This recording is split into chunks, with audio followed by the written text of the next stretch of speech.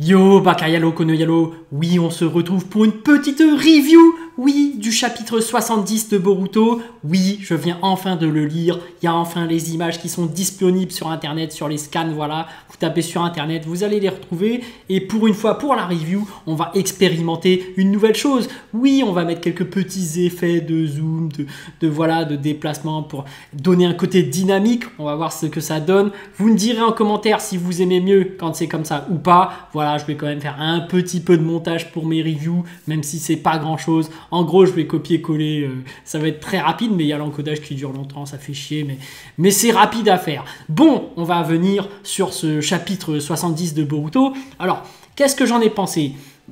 Il était plutôt pas mal. J'ai bien aimé, l'histoire avance, c'est bien. Il y a Code à la fin, bien évidemment, qui retire son limiteur. C'est ça la principale chose qu'il faut retenir. Mais durant toute cette bataille, on se rappelle que sur la fin, Shikamaru avait proposé à Eida de venir chez eux. Il y a quelque chose qui m'a quelque peu déçu. Oui, par exemple, en l'occurrence, Naruto qui arrive et qui tapote le code et puis Shikamaru qui lui dit en fait, c'est le budget, il faut pas casser la porte, ça coûte cher. Tu vois, ça c'est un peu la fausse excuse de Shikamaru qui est devenu conseiller, il gère un peu le budget de Konoha, mais depuis quand une histoire d'argent est censée gêner Naruto ou quelqu'un d'intervenir alors que le truc est super important, il y a beaucoup plus important que cette petite histoire d'argent de la porte. Bon, bien évidemment, Naruto sait que Shikamaru est un fin stratège. Il lui a dit qu'il y avait quand même une technique que l'ennemi a, donc il ne rentre pas parce qu'il fait confiance à Shikamaru.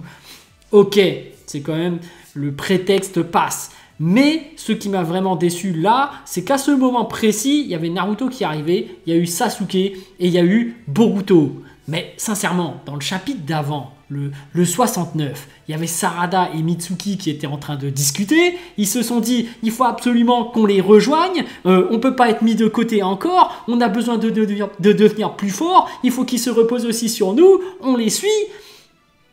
Où est-ce qu'ils sont? Où est-ce qu'ils sont? Où sont Mitsuki et Sarada? En plus, ils étaient en train de discuter. Oui, mais Sarada, est-ce que tu aimes Boruto? Et même Mitsuki qui disait, mais moi, s'il arrive quelque chose à Boruto, je le tuerais, cette personne. Tu vois, les mecs, ils étaient déterminés à suivre Boruto. Et là, ils sont pas là. Mais il y a un problème. Juste avant, ils ont dit qu'ils seraient là. Non, là, ils sont même pas là. Donc, bon, c'était ça le point marquant de ce chapitre quand même, moi je trouvais. Ensuite, bon, il y a Sumire qui a discuté avec Kawaki. Là, on sent que Sumire a un petit rôle. À chaque fois, elle entend quelques petits mots passer. Elle a quelques petites infos par-ci, par-là. Enfin, elle commence à dévoiler un peu son jeu.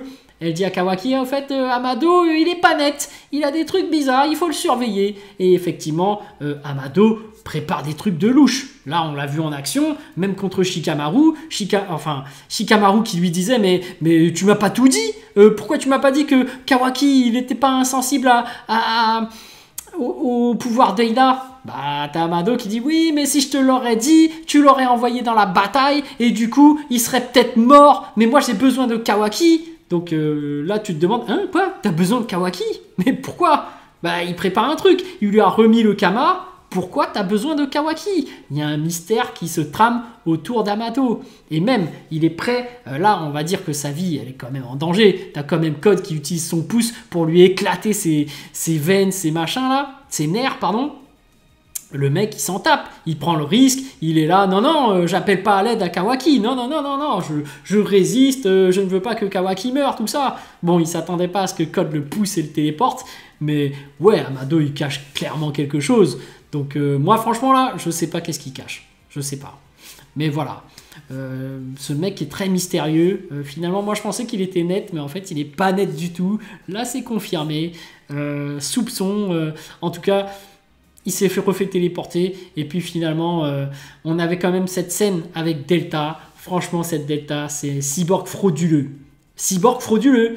Delta a servi à rien. Et même je me demande pourquoi elle a agi pour Eida. Parce que même si elle était sous son charme, je pensais que quand on l'avait libérée, Shikamaru avait dit qu'elle était programmée pour protéger Konoha. Donc je me suis dit, dans son programme interne, il y a quelque chose qui l'empêche d'attaquer les membres de Konoha, normalement. Donc là, le simple fait qu'elle tombe amoureuse, son système ne fait pas que ça protège Konoha quand même. Tu vois, ça fait que, ça y est, tu bugs, tu peux attaquer Shikamaru, tu peux attaquer les membres de Konoha.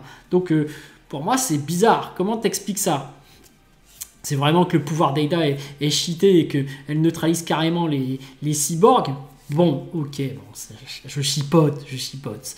Après, il faut en revenir à cette fameuse transformation de Code. On va y venir, bien évidemment. Il est tout blanc, le Kama blanc se propage. Donc, la couleur blanche fait penser aux Otsutsuki. Moi, je suis persuadé que désormais, Code a du sang Otsutsuki. Et même, qu'il serait même insensible au charme de Eida.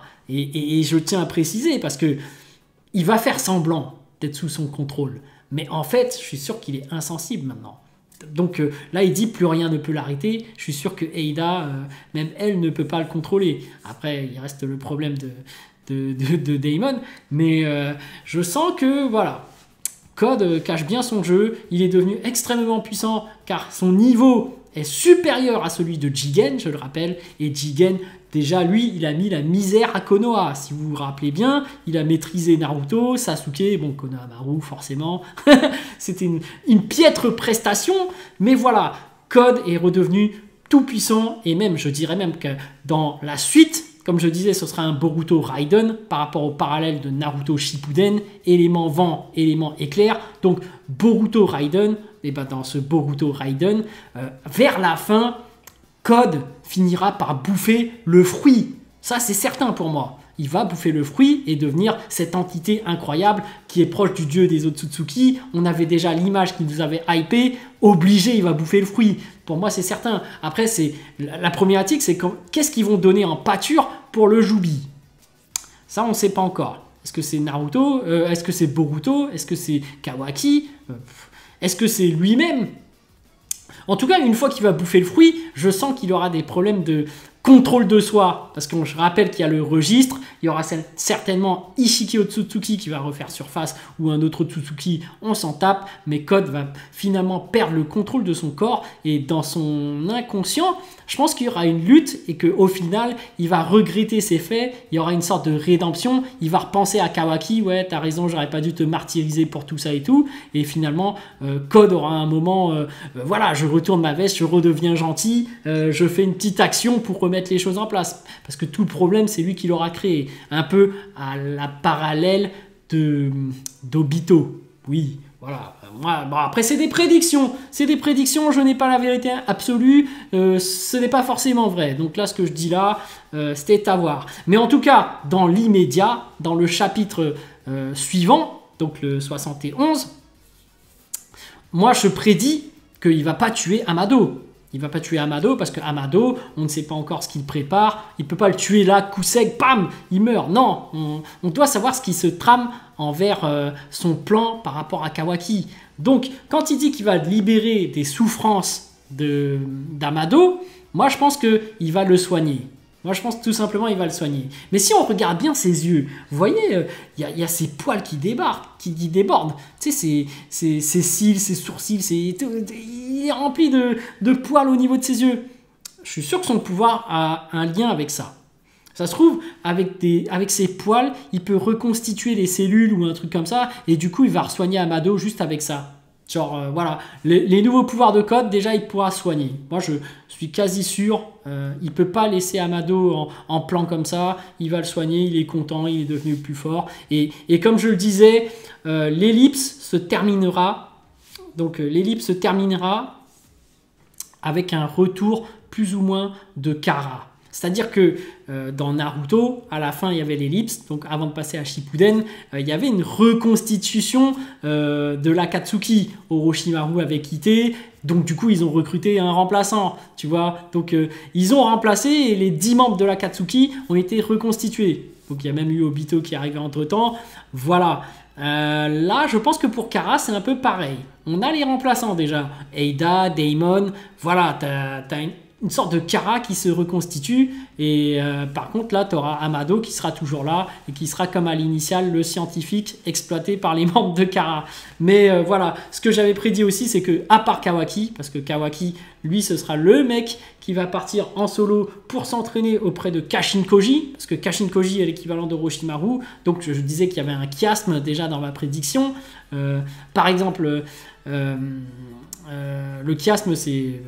Bon, j'ai la flemme de réexpliquer, je vous remets le lien pour vous expliquer ce que c'était, mais je disais que Kawaki va partir s'entraîner avec Kashin Koji, Boruto va s'entraîner avec Sasuke, et c'est ça qui fait le parallèle inversé par rapport à Naruto qui s'était entraîné avec Jiraiya et Sasuke qui s'était entraîné avec Orochimaru. Donc ça, c'était ce que je prédisais. Pas sûr que ça arrive, hein, j'ai pas la science infuse, évidemment. Le chiasme va continuer, Kara va être reconstitué, tout comme l'Akatsuki s'était reconstitué. C'est qu'une prédiction.